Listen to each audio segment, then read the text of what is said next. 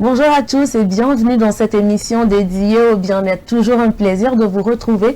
J'espère que vous allez bien, que vous avez eu à passer une excellente journée hier. En tout cas, nous, on est là ce matin. C'est pour vous accompagner pendant 1 heure de temps avec nos conseils pour pouvoir vous permettre d'avoir une vie saine. Installez-vous confortablement. Le plateau du bien-être démarre tout de suite. Mais avant, je vais dire bonjour, bien entendu, à Ezekiel et à Nachat. Bonjour, bonjour. Bonjour, Blandine. Comment vous allez? Moi, je ne vais pas très bien. Comment vous allez leur réfléchir avant de répondre? Non, c'est qui a réfléchi avant de répondre? On attend qui va prendre la parole. Je veux que nous ne dormons pas là en même temps. Qui va écouter qui? D'accord, allez-y. Sinon, moi, je me porte très bien. Et toi? Oh, ça va, je rends grâce. Dieu merci. Comme j'en viens en train de filer là, ça me fait plaisir. Ah, j'espère que quand on va arriver au 15 là, ça va pas se stationner là-bas. Ça file. En tout cas, ça file sur l'approche du Tchouloubou. Ah oui. C'est chaud. On est le 8. On est le 8. Ah, c'est une grâce. Qui lui cru? Fin 2 jours. Bon, en tout cas, bon, ça va quand même. Oh, en tout cas, ça va bien. J'espère que vous allez bien. Encore un long chemin à parcourir. Le périple est encore très très long. En tout cas, on espère que chez vous, malgré tout ça, on réussit à vous procurer un peu de bien, un peu de divertissement. Tous les jours, ici, dans le passé du bien-être, c'est le plus important et voilà. Exactement, exactement. Vous savez que nous sommes là pour vous accompagner chaque matin. On vous donne des informations, certes, mais c'est toujours dans la bonne humeur. Eh bien, c'est mercredi. Maman Nasty, c'est là avec ses astuces, vous-même vous savez.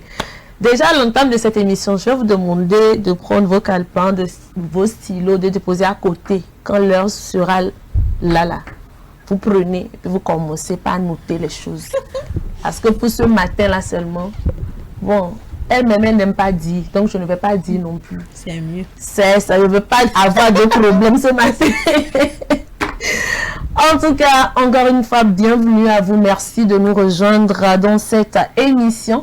Eh bien, nous allons y aller avec la causerie du jour. Vous le savez, naturellement, c'est ça. Donc, voici le thème de notre causerie de ce matin. Les hommes de Dieu sont-ils forcément des hommes de confiance?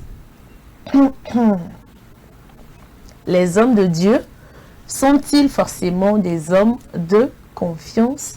Bon, on parle d'homme de Dieu. C'est qu'il n'est pas un homme de Dieu, mais comme il est homme là, il va parler un peu. C'est ça. Je suis un homme de Dieu. Hein. Quel homme de Dieu? Moi, je suis un homme de Dieu. Tu mets quoi dans homme de Dieu? C'est pas tout dit. Okay. Dis-nous si on peut te faire confiance. Homme de Dieu. Puis-je te faire confiance? Je suis un homme de Dieu. Je suis un homme serviteur de Dieu. Donc, je suis un homme de Dieu. C'est chaud. Parle bien. Toi, tu es un homme de Dieu. C'est ça qu'il s'agit. Ou bien vous voulez que je vous raconte l'histoire d'Ézéchiel ici? Dans la Bible. Pardon, tu as donné le nom de Saint Ézéchiel. Ça ne veut pas dire que tu es Saint Ézéchiel. C'est pas pour leur donner le nom. Qu'est-ce que tu dis? Moi-même, là, je veux parler de Sainte Blondine, là, qui va s'en sortir. Qui connaît cette Blondine? Moi, je ne connais pas cette Blondine. Ah, tu ne peux pas la connaître. Moi, je vous regarde seulement. Vous allez partager la Bible. Bon, quand on parle d'homme de Dieu, ce n'est pas simplement les... Enfin, il s'agit de toute religion confondue, que ce soit imam, pasteur, prêtre, féticheur. Bon, quand on dit féticheur, c'est péjoratif, mais animiste, plus animiste. Voilà, plus animiste, voilà, je préfère ça parce que féticheur, ça veut un peu péjoratif. Donc voilà, c'est tout. Mais est-ce que vous oubliez, le féticheur peut prier Dieu avant de... Bon, ça dépend. Il y a une fine nuance entre féticheur et... C'est un gros débat en réalité. Oui, un gros débat. Parce que quand par exemple l'animisme, on sait que là, c'est des personnes quand même qui prient Dieu, mais de manière différente. Exactement, exactement. Donc voilà, c'est la nuance est là, parce que féticheur là... Bon, voilà. Bon, mais... C'est pas mieux, on va partir. Il faut dire que c'est... Ce sont des personnes qui... le sujet est sensible, mais on va essayer de l'aborder d'une manière assez simple et assez basique pour que tout le monde puisse tirer, voilà, quel que soit en tout cas une certaine conclusion de ce qu'on veut dire, il faut déjà savoir que ce sont des personnes qui rassemblent beaucoup de monde. Ce sont des personnes qui rassemblent beaucoup de monde par la foi que les personnes ont selon les différentes religions. Et donc, ça fait que c'est un peu comme les guides. Les guides de ces gens-là qui... Généralement, bon, on les considère comme des guides spirituels. Voilà, les guides spirituels de ces gens-là qui sont voilà, à la quête de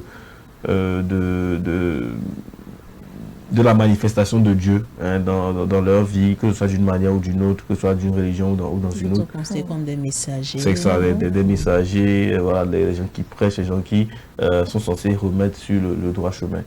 Maintenant, le débat, enfin, le thème nous demande si ce sont forcément des hommes de confiance. Je dirais que la plupart le sont.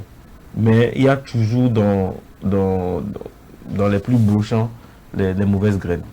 Les mauvaises graines existent réellement. C'est-à-dire que c'est pas parce que la personne a ce corsage blanc-là qu'il est forcément digne de confiance ou qu'il est forcément... je sais pas, qu'il est forcément une bonne personne.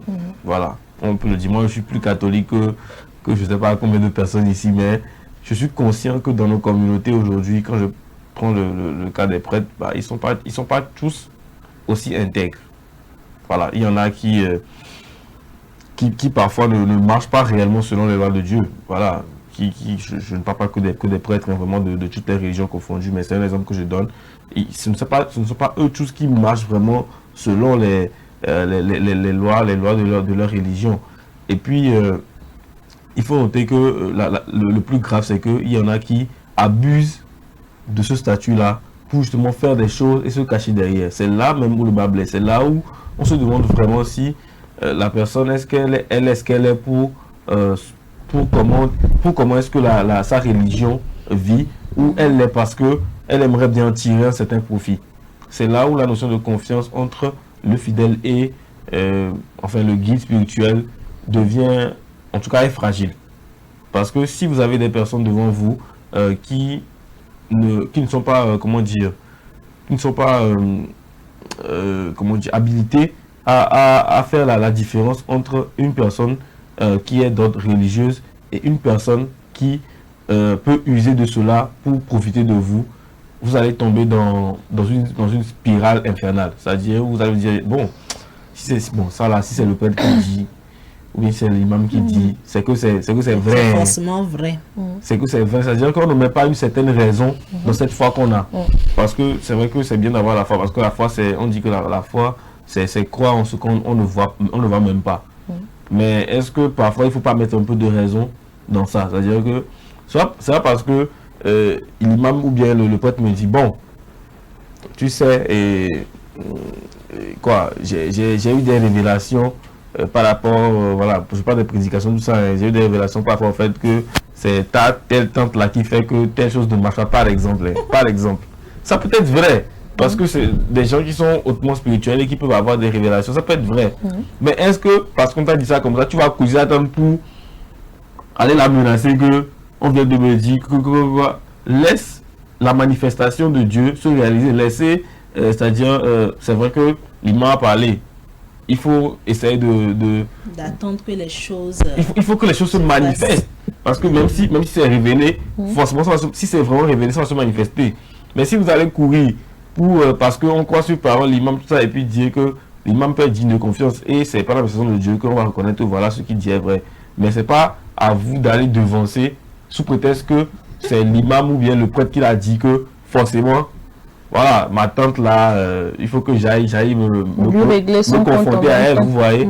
Voilà, moi je pense que la plupart aujourd'hui, la plupart sont intègres, mais il y a, voilà, quelques exceptions qui font qu'aujourd'hui, on se permet de pouvoir douter, voilà, des guides spirituels. Mais je pense que la foi que nous avons, en tout cas que la plupart des personnes qui pratiquent une religion, parce que on a aussi nos amis qui sont païens, qui ne croient en rien.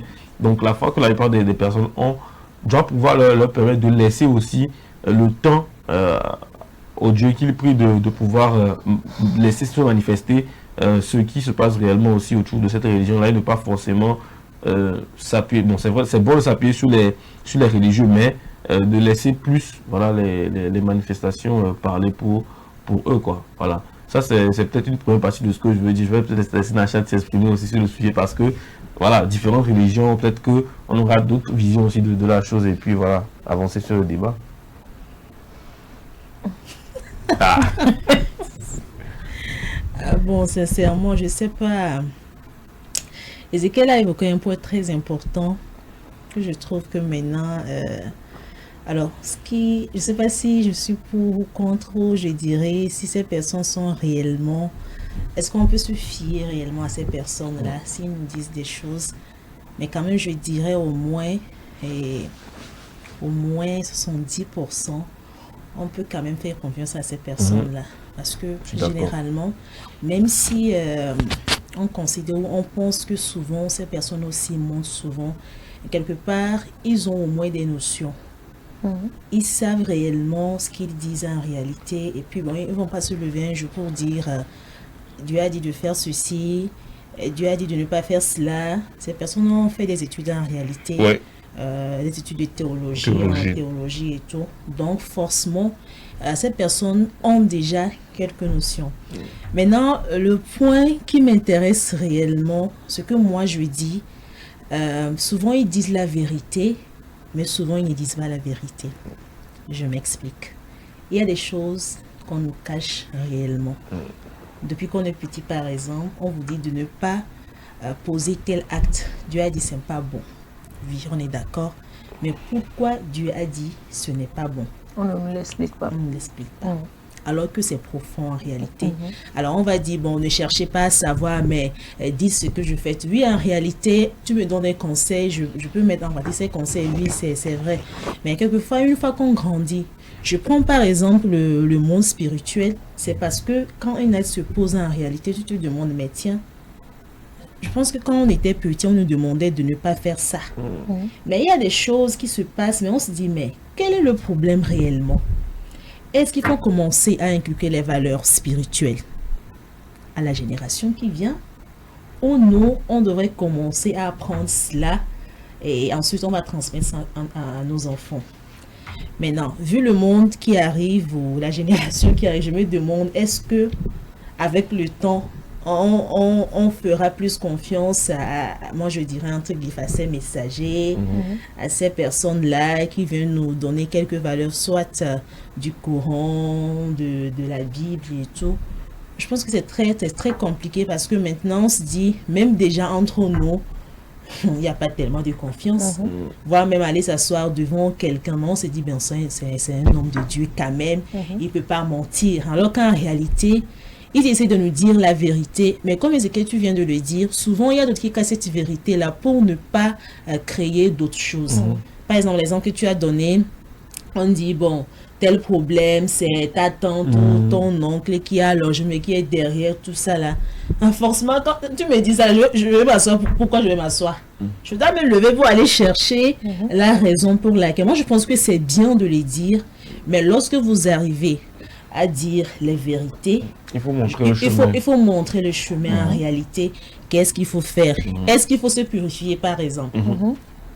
Est-ce qu'il faut se purifier avant de faire telle chose? Comment faut-il le faire? Donc, tu prends les choses pas à pas et puis tu verras comment faire les choses. Moi, je pense que maintenant, s'il faut dire les vérités, il faut au moins guider. Quand on dit guider, là, il ne s'agit pas de dire Dieu a dit de ne pas faire ça. Oui, on a compris ça. Mais encore plus devant, qu'est-ce qu'on doit réellement faire au moins pour respecter cela, pour ne pas tomber quelque part où ça peut nous causer des problèmes après. Parce qu'on dit, Dieu a dit, mettez ça en pratique, oui. Souvent maintenant on dit, mais pourquoi Dieu a dit? J'ai essayé de lire les livres et tout, mais Dieu a dit oui, c'est vrai. Mais dans ces livres, les livres là, qui a écrit les livres là, c'est pas l'homme qui a écrit.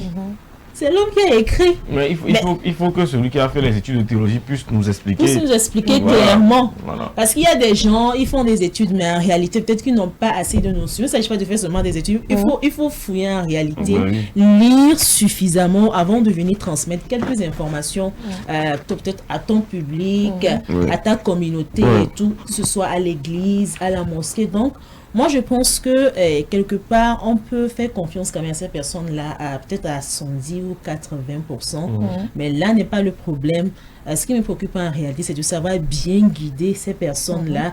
Alors, quand on dit de ne pas faire, parce qu'il y a des choses qu'il ne faut pas forcément dire, mais il y a des choses que moi je connais très bien en réalité, qu'on ne nous a jamais enseigné. Tout ce qu'on nous a dit, c'est ce n'est pas bon. Je prends l'exemple, le mot utilisé par exemple chez les musulmans, c'est ou en arabe, c'est haram par exemple. Quand on dit haram, mais haram, au fond, pourquoi c'est haram? Mais il y a un problème spirituel qu'on ne dit pas. Ça, c'est un autre sujet. Donc, c'est un peu ça ce que je voulais dire. Mais dire ne pas faire confiance à ces personnes-là, je pense que c'est un peu biaisé en réalité. Alors, en s'appuyant sur ce que j'ai tenté de dire, moi, je suis devenu très curieux par rapport à la religion, que ce soit à la mienne ou à une autre religion. J'ai essayé de trouver les versets, par exemple, où pour les musulmans, c'est entre guillemets interdit, par exemple, de boire de l'alcool, de manger la viande du porc. Et j'ai essayé de lire ce verset-là. En fait, ce que moi j'ai compris réellement de ce verset, par exemple, c'est que, en fait, ce n'est pas le fait de boire l'alcool le problème. C'est de ne pas s'en saouler, par exemple. Et ça, beaucoup de personnes ne le savent pas. Et, en fait, ce qui fait que le verset devient radical, c'est que, au risque de prendre de l'alcool et de se saouler, vaut mieux ne pas en prendre. Justement, raison pour laquelle les imams, les alphas, quand ils sont en plein prêche, par exemple, en train de prêcher, ils interdisent carrément. Parce que l'imam qui est devant et ses fidèles, c'est de quoi ces fidèles sont capables. Alors, l'imam qui dit, bon, on dit de ne pas, en tout cas, on dit de boire, mais un peu, de ne pas se saouler. Là, on va dire, bon, je vais essayer. C'est donc, je vais essayer un peu, là. Aller boire. Se saouler. Voilà, c'est là que je Parce qu'il y a des gens, même s'ils prennent une toute petite portion d'alcool, c'est là où je trouve que cette radicalité-là, parfois, ramène vraiment une certaine pureté aussi dans une religion. Et ça, c'est le rôle justement des guides. C'est aux guides de dire, ok, clairement ce qui est dit c'est ça. Mais en réalité, pour nous aider justement à ne pas en arriver là, il faut plutôt préférer ne pas prendre de l'alcool, par exemple. Là, il a dit c'est vérité. Là, il est clair, il est clair avec les Écritures et il est aussi clair avec les moyens qu'il procure à en tout cas sa communauté pour justement éviter de tomber dans ce péché. Et ça, c'est ce qui est, je pense que c'est la meilleure des choses à faire. C'est la meilleure des choses à faire, être clair sur les Écritures, mais en même temps, pouvoir donner des pistes. Maintenant, j'aimerais revenir sur le fait que ce débat existe. Le débat existe pourquoi? Parce que de nos jours, bien récemment, il y a eu trop de polémiques. Trop de polémiques sur les religieux. Notamment des pasteurs très connus, on peut le dire, des pasteurs très très connus sur les réseaux. Sur les réseaux, il y a récemment, je vais pas forcément donner des noms, mais des documentaires qui sont sortis qui font froid dans le dos, qui font froid dans le dos parce que ce que nous disent ces documentaires là, c'est des choses que vous ne saurez jamais si des personnes n'en parlent pas. Et imaginez le nombre de personnes qui suivaient ces églises-là et qui continuent de suivre.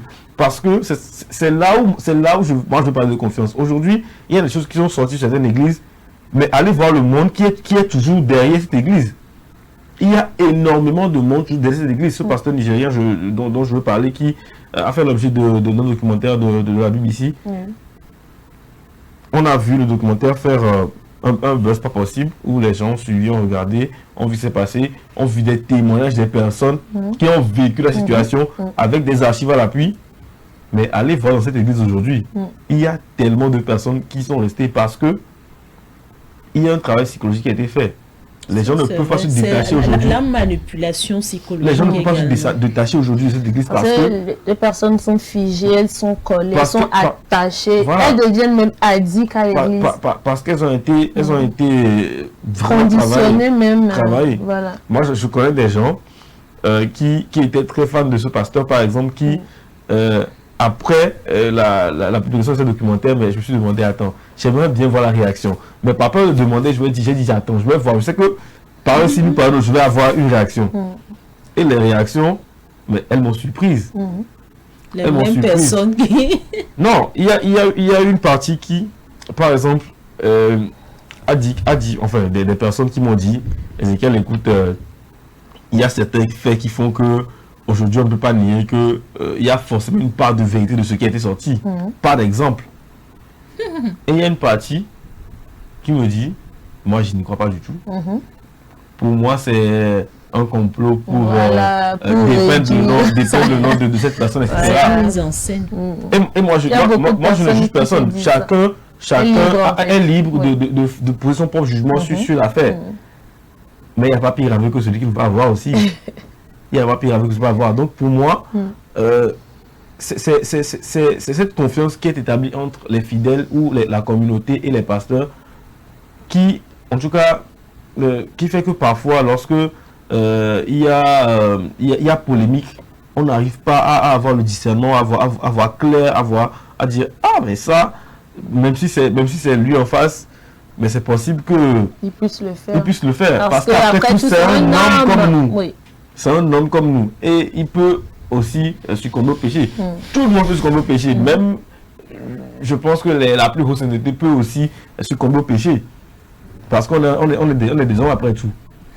Mais à quel degré est-ce qu'on peut tolérer ça, par exemple? À quel degré est-ce que, par rapport au statut religieux que la personne a, à quel degré est-ce qu'on, au statut religieux, spirituel, pardon, que la personne a, à quel degré est-ce qu'on peut le tolérer?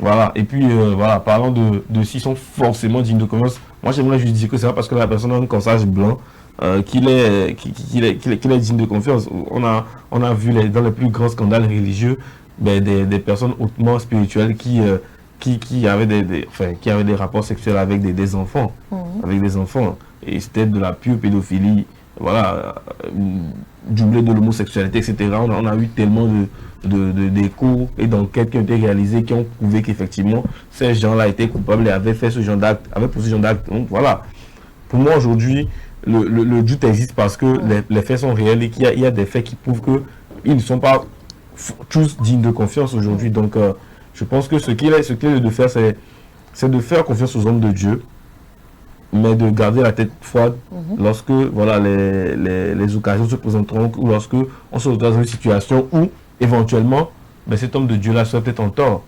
C'est tout ce que moi je dis. Donc après, libre à chacun de pouvoir s'exprimer sur le sujet, de donner son avis, mais voilà.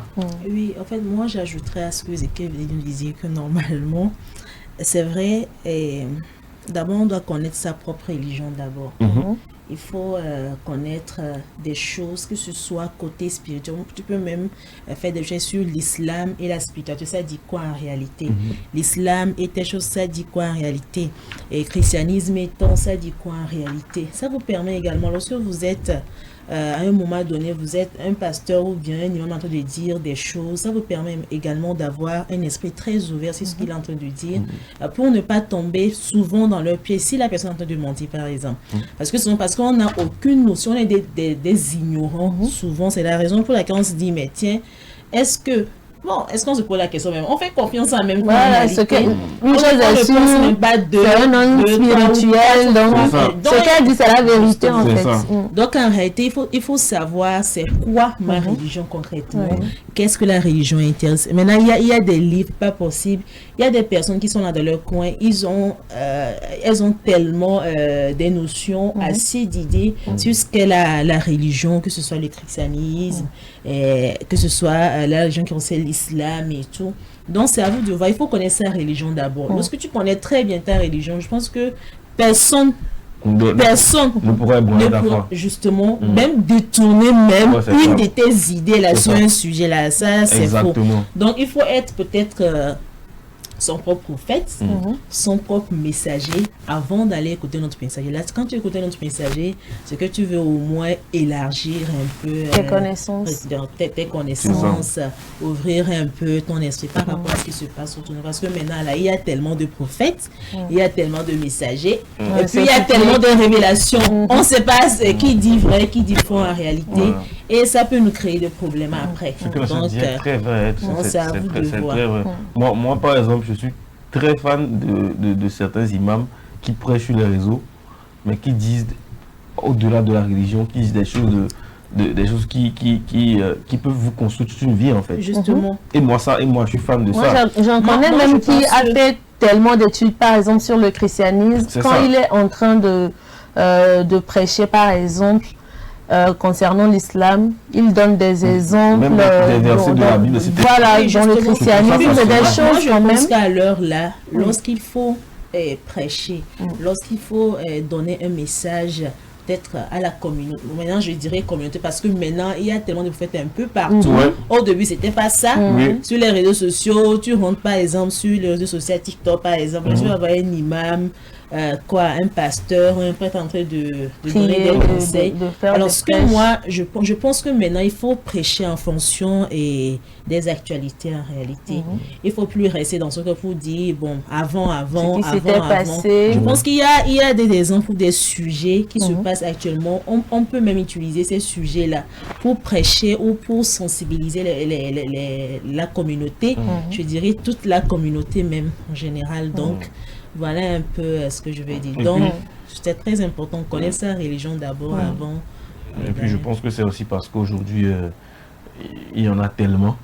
C'est ce qui fait qu'on n'arrive pas à déceler le vrai du faux aussi.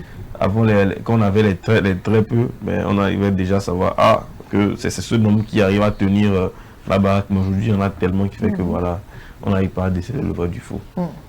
C'est aussi ça le problème. Quand on connaît sa religion, ça nous évite d'être dépendants. Voilà, ou de s'éparpiller. Justement, on sera très indépendante et puis très ouvert sur des sujets donnés. Sinon, c'est pas... Sinon, on voulait pas pour ébranler votre temps ce matin. C'est ce que je voulais dire pour voilà. Genre, même vous savez, nous, on ne fait que donner des avis, on est là pour juger personne, on donne juste des avis sur des questions. Exactement. Si on pose un problème, c'est que forcément, nous, on essaie quand même de parler dessus, de dire ce que nous, ça ne veut pas dire que ce que nous, on est en train de dire, que c'est la vérité. C'est juste nos avis. On ne cherche pas du tout à vous faire reculer dans votre foi, rien de tout cela. Ce que moi je vais redire, c'est très important ce que Nachat a dit. Avant de se consacrer à une certaine religion, il faudrait connaître la religion. Il faudrait savoir si on s'y sent à l'aise. Il ne faudrait pas suivre la personne qui est devant nous aveuglément en fait. Parce que il y a également des choses que ces personnes disent qui ne sont pas forcément vraies. Vous-même, vous savez que ce n'est pas vrai. Pourtant, c'est parce que c'est le prêtre qui a dit, c'est parce que c'est l'imam, c'est parce que c'est le pasteur. On se fie à ces choses-là. Je connais même des couples qui se sont brisés à cause des églises dans ce pays-là. Dans le pays-là même, c'est trop grand. Dans ce petit Lomé-là, il y a des couples qui se sont brisés. On notre capitale. À cause des parce que le pasteur a dit qu'il faut faire ci, qu'il faut faire ça, les couples se sont brisés. Même s'il faut suivre un homme de Dieu, soyons quand même un tout petit peu, je ne sais pas, d'analyser. Voilà, raisonnable, voilà. Et essayons d'analyser un tout petit peu. Est-ce que ce que je suis en train de faire là, est-ce que ce que la personne là est en train de me dire de faire là, si je fais ça, qu'est-ce que ça va m'apporter? Est-ce que ça ne va pas être négatif et tout? C'est très important de voir tous ces paramètres-là. En tout cas, ce n'est pas facile d'être un homme de Dieu. Courage à vous. Franchement, courage à vous. On dit qu'on est leader. On nous donne peut-être dans un groupe à diriger, peut-être 10 ou 15 personnes, on n'arrive pas. Et vous là, vous prenez tout un peuple. Franchement, franchement, ce n'est pas simple, ce n'est pas facile. Ils arrivent toujours à atteindre au moins 80%. Je t'assure. Ce n'est pas tâche aisée. Il faut le faire. Franchement, beaucoup de courage. Avouez que le Dieu que vous adorez puisse véritablement vous accompagner dans votre exercice. Et c'est donc tout pour la causerie de ce matin. Nous allons marquer une pause et revenir juste après avec l'info du jour.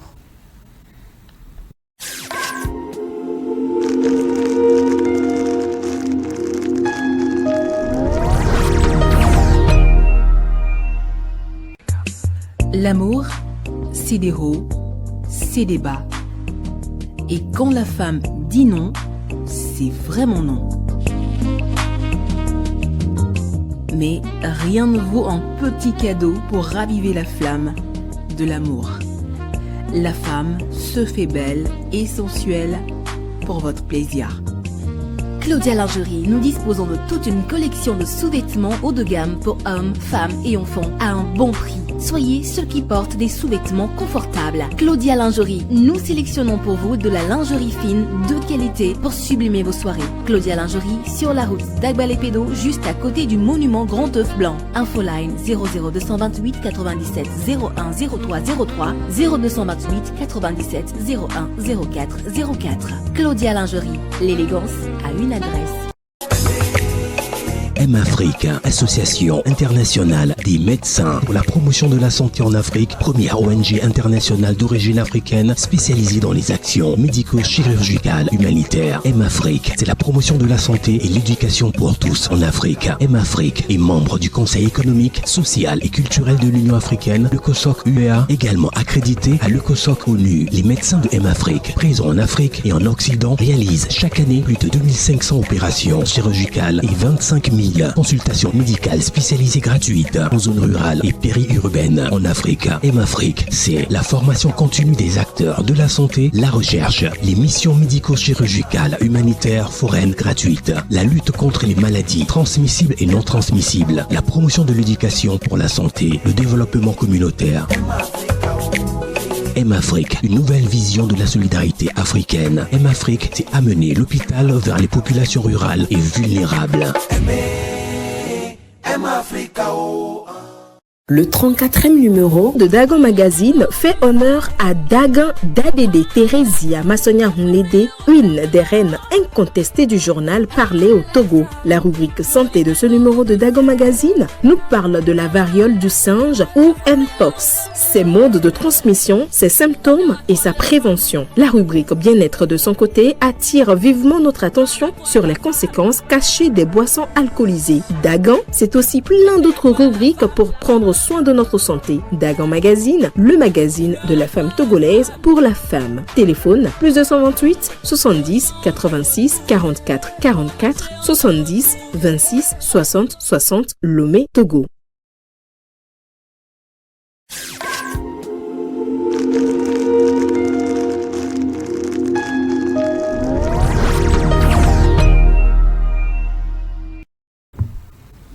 Voilà, nous sommes donc de retour et tout de suite l'info du jour.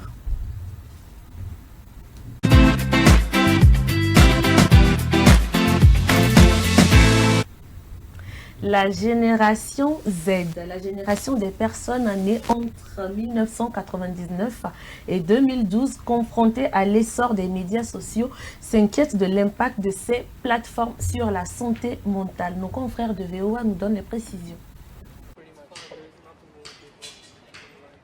La génération actuelle d'étudiants est la première à avoir grandi sous l'ère des smartphones et de plus en plus de chercheurs examinent l'impact des médias sociaux sur le développement de l'enfant.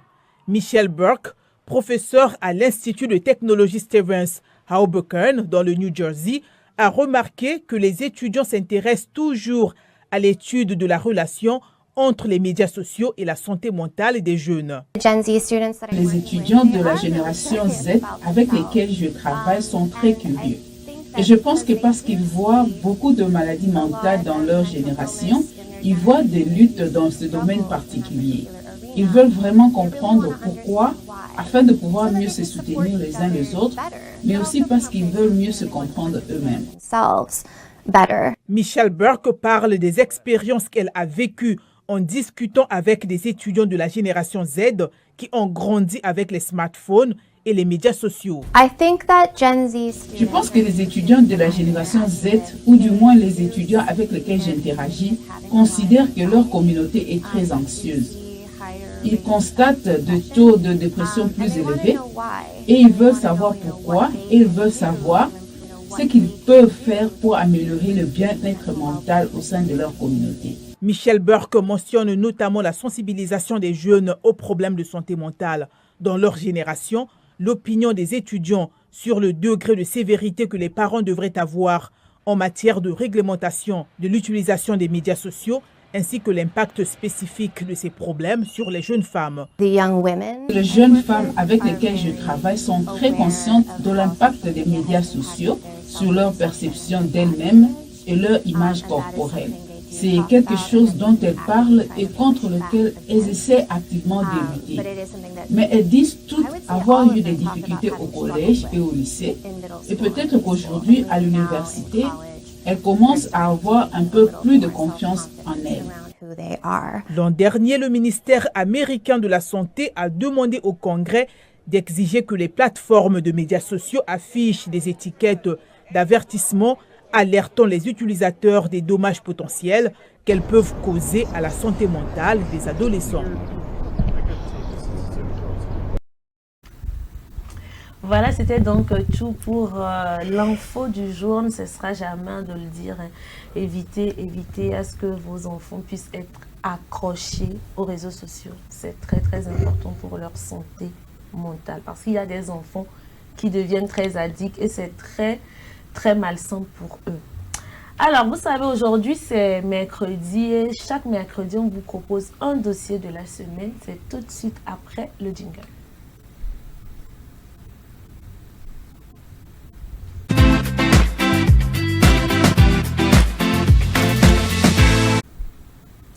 Nous parlions des sextoys le lundi dans la causerie de cette émission. Donc aujourd'hui, nous allons vous passer, voilà exactement, aujourd'hui nous allons vous passer des avis de vous, chers téléspectateurs de la population, sur les sextoys. On regarde. Je peux dire que c'est une bonne pratique.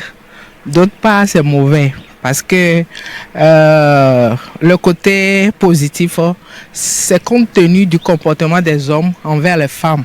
Donc c'est ça qui pousse les femmes à utiliser ça.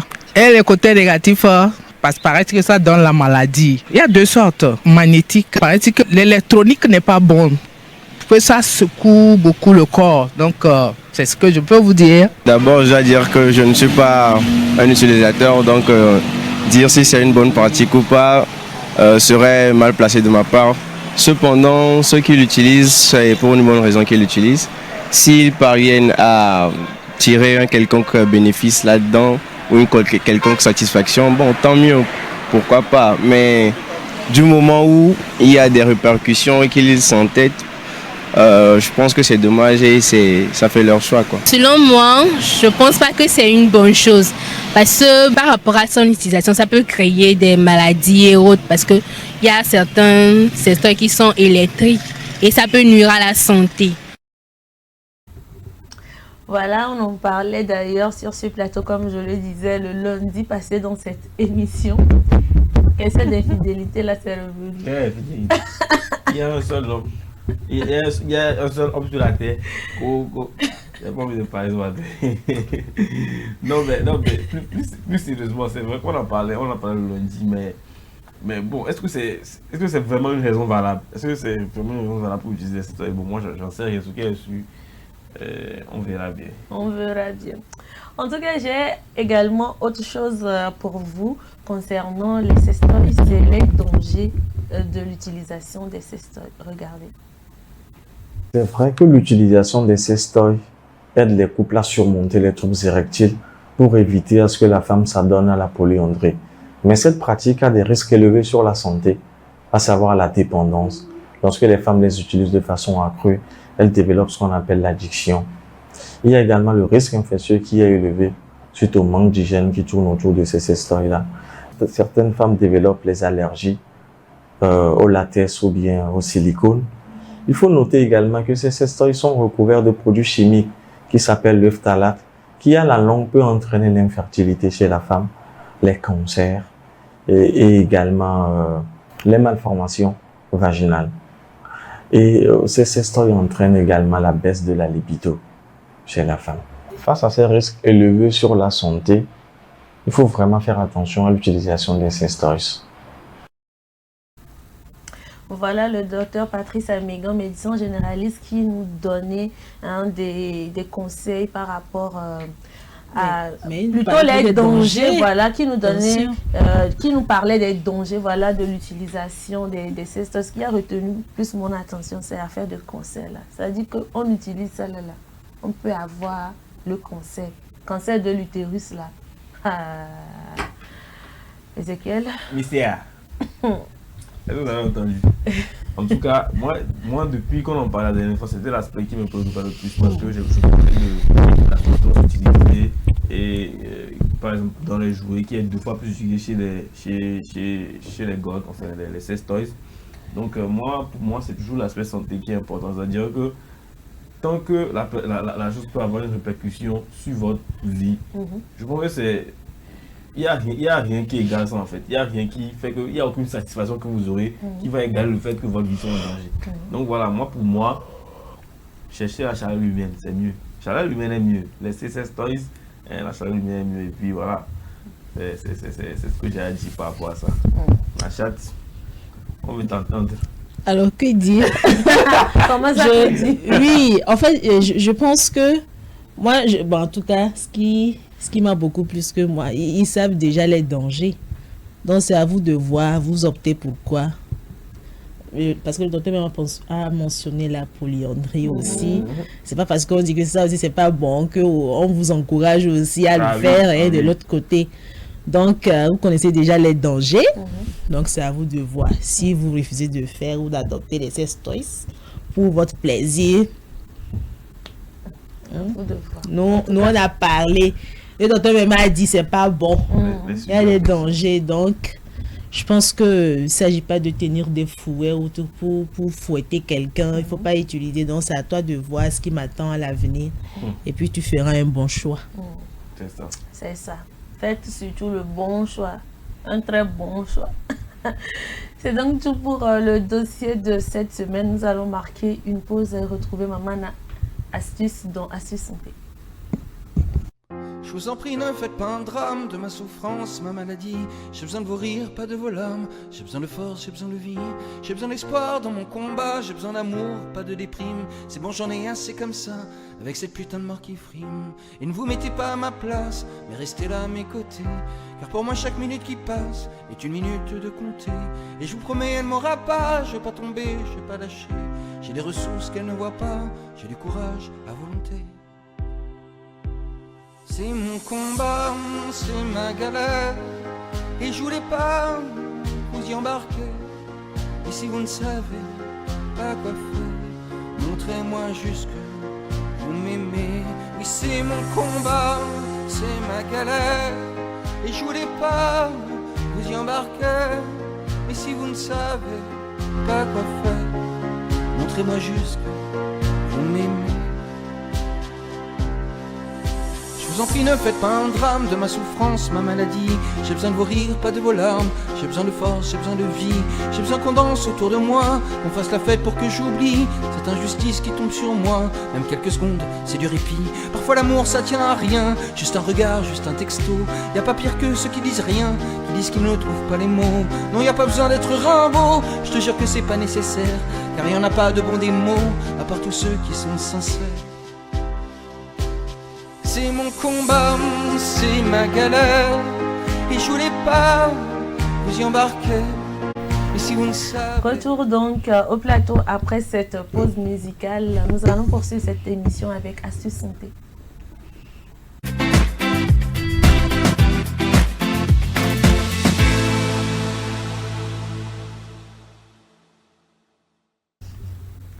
Astuce santé de ce mercredi, Nachat nous propose des astuces pour désinfecter nos valises. Baba. Ah. Il y a des gens là, depuis qu'ils ont des valises là. Je ne veux même pas parler. Même les week-ends, on ne prend pas le temps. Je dis, quand on fait la lessive, on remet dedans comme ça. Ça fait des années que c'est comme ça. Mais on l'utilise. Alors que, est-ce que vous savez qu'au moins ces valises-là, ou bien une valise, est un véritable nid à microbes? Sincèrement. Parce que déjà, les bagages peuvent transférer des agents pathogènes très facilement. Surtout lorsque vous voyagez, par exemple, vous vous installez dans un hôtel. On ne sait pas si bon, c'est vrai, vous allez, on vous ouvre la porte, la chambre, elle est tellement propre et clean. Mais au fond, est-ce que vous déposez votre valise? voyez-vous. Donc, généralement, ça, c'est un petit conseil avant d'attaquer les astuces, justement. Alors, généralement, lorsque vous voyagez, on vous demande d'avoir des sachets plastiques. Bon, c'est vrai que c'est pas, on peut le trouver en ligne ou dans les supermarchés, mais il y a des sachets plastiques que lorsque vous voyagez, vous avez la possibilité de mettre vos habits dans ces sachets plastiques-là. Après, vous mettez ça dans votre valise et puis vous fermez. Maintenant, c'est vrai qu'il y a certaines personnes, ils mettent directement les chaussures, peut-être que juste en haut de leur valise, tout simplement, ce qui n'est pas du tout conseillé. On vous demande également d'avoir ce plastique-là où vous allez mettre vos chaussures tout simplement. Après, vous allez ajouter ça à vos habits pour ne pas salir les habits, voire même entraîner quelques microbes. Parce que les chaussures, vous marchez avec désormais, même si vous lavez ça n'importe comment, on ne sait jamais. Alors pour ce matin, j'aimerais partager avec vous quelques conseils, astuces ou gestes à adopter plus facilement afin de, je dirais, désinfecter votre valise. C'est important. Surtout après un long voyage ou peut-être dans la semaine. C'est vrai que dans la semaine, lorsque vous êtes à la maison le week-end, vous faites juste la lessive tout simplement. Mais généralement, on dit c'est parce que tu n'as pas l'argent que tu trouves que le week-end, tu fais la lessive. En tout cas. Je prends ma valise là, je fais comme ça. Et puis hop. Tout est joué. Alors qu'il y a des astuces qu'on va vous proposer ce matin qui vont vous permettre de bien désinfecter votre valise. Alors, la première chose à faire, c'est d'avoir votre aspirateur, tout simplement. C'est vrai, quand on dit aspirateur, on se dit, mais tiens, est-ce qu'il s'agit de tapis? Est-ce qu'il s'agit de faire des trucs? Mais attention, il faut l'avoir parce que ça dépend des types aussi d'aspirateurs qu'on peut avoir sur le marché. Donc, c'est à vous de voir ce qui vous convient le mieux. Adapté également à votre valise. Si vous avez une très grosse valise, comme ma tête comme ça, ou bien une petite valise, donc c'est à vous de voir quel type d'aspirateur faut-il s'en procurer sur le marché.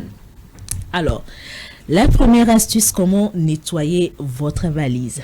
Alors, je commence avec notre monsieur bicarbonate de soude. C'est un passe-partout. Oui, faut respirer profondément. Alors, vous allez juste faire une petite astuce ou bien une petite solution que vous allez faire à la maison. Vous aurez besoin d'une petite éponge ou d'un chiffon qu'on utilise juste, que souvent les bonnes dames utilisent pour ce que souvent on va chercher les bonnes dames. Quand vous finissez de payer à Imol, on utilise ça pour nettoyer un peu au bord de la bassine. Mais attention, pas qu'on peut quand même les utiliser également pour l'entretien ou pour désinfecter, justement. Donc, vous aurez besoin d'un verre d'eau tiède et une demi-cuillère à café de bicarbonate de soude. Imbibez un chiffon microfibre avec la solution et nettoyer l'intérieur et l'extérieur de votre valise. Alors, pour les taches tenaces, utilisez une éponge avec un côté grattoir pour éliminer la saleté. Laissez votre sac de voyage ou valise sécher pour 24 heures et le tour est joué tout simplement. Alors, à part ça, si vous n'avez pas le temps, par exemple, de faire cela, je vous conseille également, par exemple, ce week-end, ou lorsque vous revenez d'un voyage, vous sortez juste votre valise, vous mettez ça sous le soleil tout simplement. Si vous n'avez pas encore le temps, mais je ne vous demande pas de le faire à tout moment, sortez un peu votre valise, vous mettez ça sous le soleil, vous allez voir les choses dedans.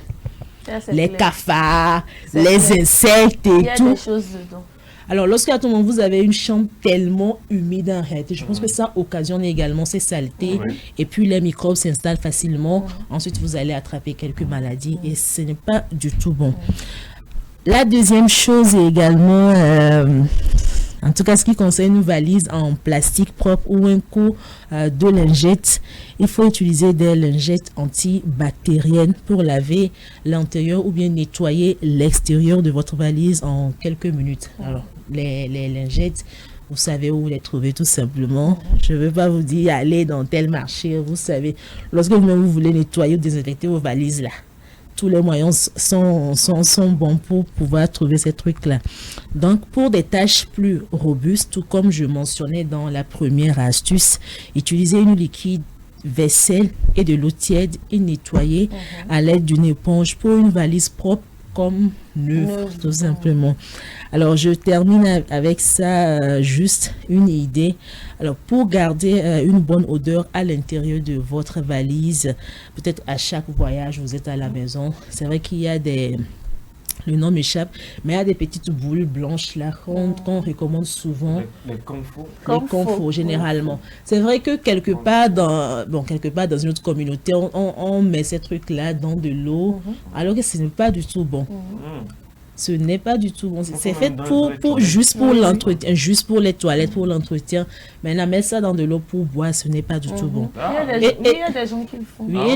Oui, je reviens pour dire en même temps que lorsque vous mettez également ces trucs-là dans votre valise, par exemple, ça permet également de chasser soit les souris, soit les cafards ou quelques insectes et tout. Maintenant, en dehors de ça, il y a également les huiles essentielles qu'il faut avoir, peut-être huile de jasmin ou de lavande ou également huile essentielle de citronnelle, tout simplement, que soit vous allez mettre ça dans les sachets, soit vous n'avez pas l'habitude d'asperger, mais vous mettez également, s'il s'agit des petites bouteilles, vous avez la possibilité également de mettre ça sous votre valise avant de mettre vos habits, tout simplement. Donc, voilà un peu ce que j'aimerais partager avec vous, tout simplement. Alors, premièrement, avoir de l'eau tiède, tout simplement, et puis ajouter votre éponge ou bicarbonate de soude que vous allez essayer de nettoyer après. Deuxièmement, lorsque vous n'avez pas le temps de faire tout ce qu'on vous propose ce matin, il s'agit également de mettre votre valise sous le soleil. Et de retirer avant que le soleil ne se couche. C'est très important. Parce que également, d'autres choses aussi peuvent donc retirer peut-être 5 heures ou 4 heures du temps, c'est largement suffisant. Et la dernière astuce également, il s'agit d'avoir votre huile essentielle, soit de lavande, soit citronnelle, que vous allez ensuite mettre sous votre valise avant de mettre les habits. Alors, le premier conseil dont je reviens sur ça, où il faut avoir des petits plastiques, il faut emballer d'abord vos habits dans ces plastiques avant de les mettre dans votre valise. Comme ça, lorsque vous arrivez quelque part, vous sortez juste votre plastique, vous sortez votre habit et puis c'est propre en réalité. Ça permet également de ne pas contracter des bactéries tout simplement par rapport à vos habits, tout simplement. Ah, maman l'astuce. Que serions-nous sans vous? En tout cas, merci beaucoup. Je t'en prie. Merci beaucoup pour toutes ces astuces-là que je suis sûre et certaine sont rentrées dans de bonnes oreilles et que vous aurez forcément à pratiquer ça chez vous. Aujourd'hui, là, faites sortir vos valises. Ouais, c'est important. Voilà. Eh bien, le plateau du bien-être, c'est fini comme ça. C'est fini comme ça. C'est la partie que je déteste le plus. Mais bon, vous-même vous le savez, comme Ézéchiel a l'habitude de le dire, la bonne nouvelle, c'est que demain, on revient à partir de 10h30. Alors, merci à vous, très chers téléspectateurs, de nous avoir suivis. Merci à l'équipe technique qui nous a accompagnés. Merci à vous, Nachat et Ézéchiel. On se donne donc rendez-vous demain matin pour un tout nouveau numéro de l'émission Le Plateau du Bien-être. Au revoir.